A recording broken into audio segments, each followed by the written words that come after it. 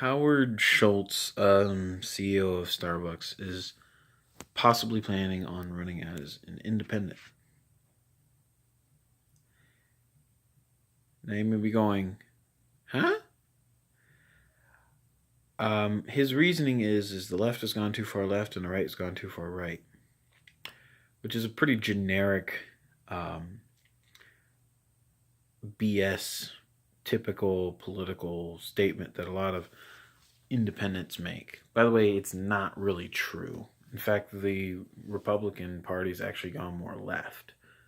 All of politics has, but you got to toe the line and mix up the presidency, and a lot of Democrats are like, "Don't run! You're gonna actually make Trump win again." He's like, "No, I think you'd be surprised," and it's like you're not gonna win.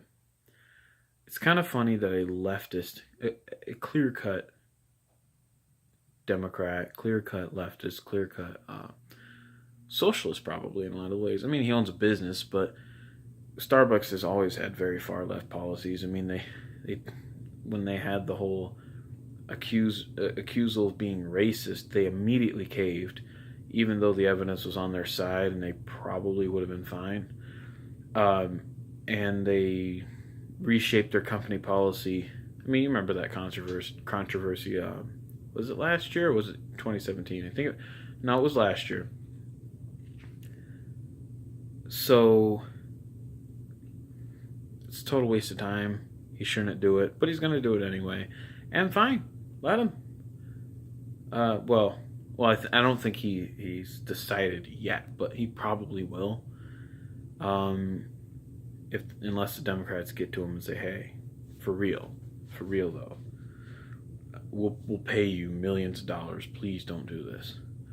But he's pretty stubborn, and it looks like he probably will. Fine. Let the head of Starbucks pretend to be a middle of the line independent, even though he's supported Democrat candidates and he's clearly a leftist, and Starbucks is all about leftism. Let him. And one of the key indicators that he's a leftist is he's doing the same thing Alexandria Cortez. I'm not even gonna spend more than a couple seconds on her because I don't think she deserves my attention. But I have to use her for this example. He's doing the same thing. He's saying, "I'm from Brooklyn." You know how she says, "I'm just a girl from the Bronx," when she's clearly not. She's from Westchester County.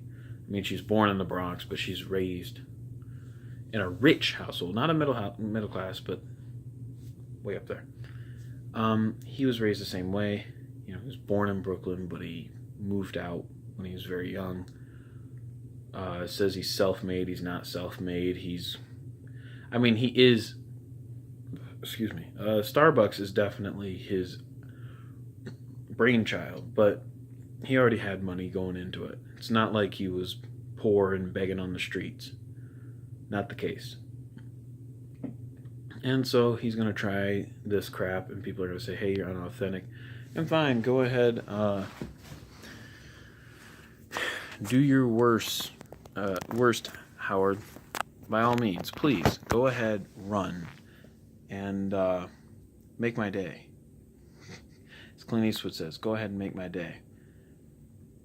So it's just the races that the opposition to Trump is looking more and more bleak,